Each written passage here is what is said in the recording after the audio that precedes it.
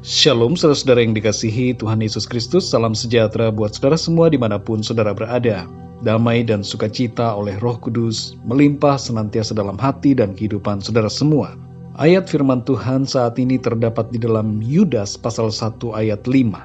Tertulis demikian, "Tetapi sekalipun kamu telah mengetahui semuanya itu dan tidak meragukannya lagi, aku ingin mengingatkan kamu bahwa memang Tuhan menyelamatkan umat-Nya dari tanah Mesir, namun sekali lagi membinasakan mereka yang tidak percaya." Saudara yang dikasihi Tuhan, surat Yudas berisi satu pasal saja. Penulis surat ini bukanlah Yudas Iskariot, tapi Yudas yang adalah saudara Yakobus. Dengan ilham Roh Kudus, ia menuliskan pokok-pokok penting firman Tuhan untuk dihidupi oleh orang-orang yang beriman. Dalam surat ini ada dua hal utama yang menjadi pesan firman Tuhan. Yang pertama adalah mengingatkan setiap kita akan adanya ancaman dari para guru palsu dan pengaruh dari mereka yang merusak ajaran Tuhan dengan cara hidup yang tidak sesuai dengan perintah Tuhan. Yang kedua, mengingatkan setiap kita supaya bangkit dan berjuang untuk mempertahankan iman kita sampai akhir. Dalam ayat yang kelima dari surat Yudas ini tertulis, "Tetapi sekalipun kamu telah mengetahui semuanya itu dan tidak meragukannya lagi, aku ingin mengingatkan kamu bahwa memang Tuhan menyelamatkan umat-Nya dari tanah Mesir, namun sekali lagi membinasakan mereka yang tidak percaya." Maksud dari ayat ini, saudara, adalah bahwa sekalipun banyak orang yang telah dipanggil, tapi hanya sedikit yang dipilih.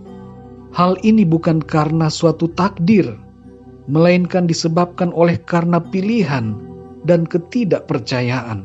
Sebagaimana tertulis dalam Matius 22 ayat yang ke-14, bahwa banyak yang dipanggil, tetapi sedikit yang dipilih.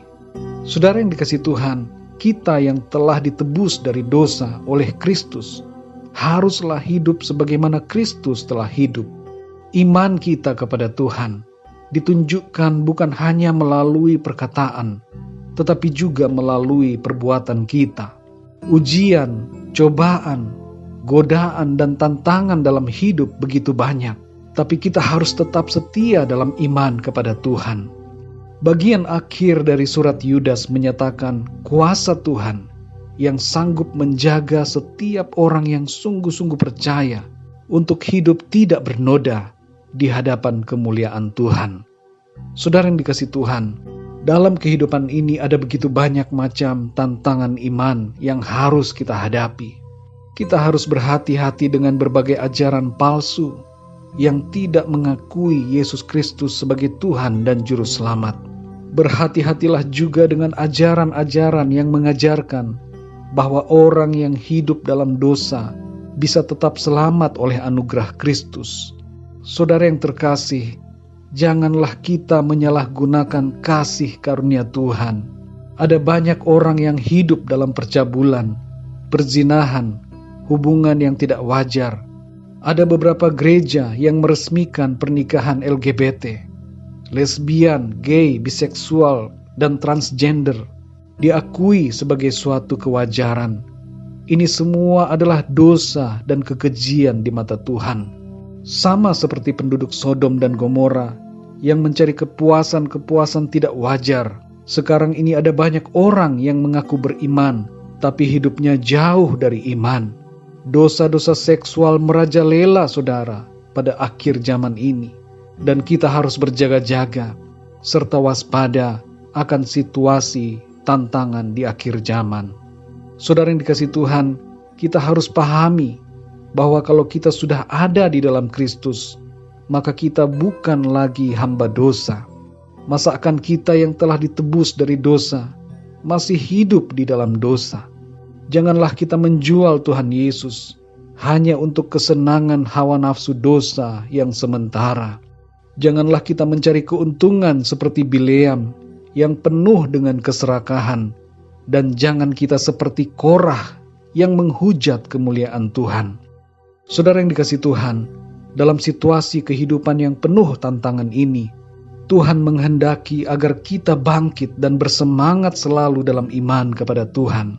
Kehidupan iman adalah kehidupan yang penuh dengan perjuangan, dan kita harus bersemangat dalam perjuangan iman kita ini oleh karena Tuhan.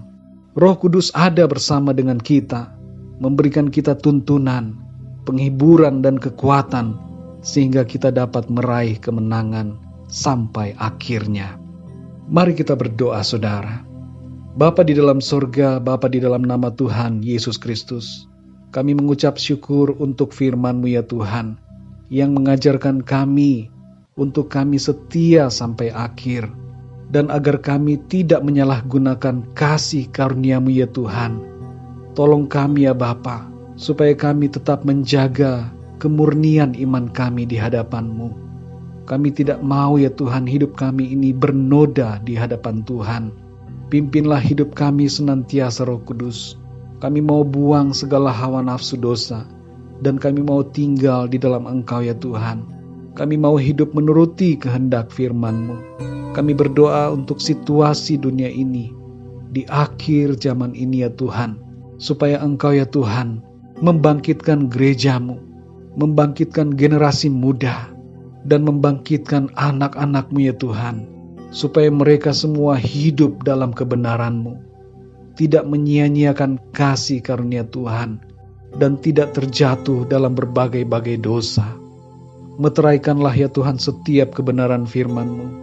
Biarlah firman-Mu itu terus tertanam dalam hati kami, dan bertumbuh serta berbuah-buah dalam hidup kami. Terima kasih ya Tuhan untuk hari yang baru ini. Kami bersuka cita karena Engkau ya Tuhan yang selalu baik dan memimpin hidup kami. Terima kasih Bapa. Kami percaya penyertaan Tuhan dan kasih karunia Tuhan senantiasa Tuhan limpahkan atas kami semua. Di dalam nama Tuhan Yesus Kristus, Tuhan dan Juru Selamat kami berdoa dan mengucap syukur. Haleluya. Amin. Puji Tuhan, saudara yang dikasihi Tuhan, saya percaya firman Tuhan menjadi berkat dan kekuatan buat saudara semua. Dan Roh Kudus akan menolong saudara untuk lebih lagi memahami kebenaran firman Tuhan. Tuhan Yesus memberkati saudara semua. Sampai jumpa dalam renungan yang berikutnya. Haleluya.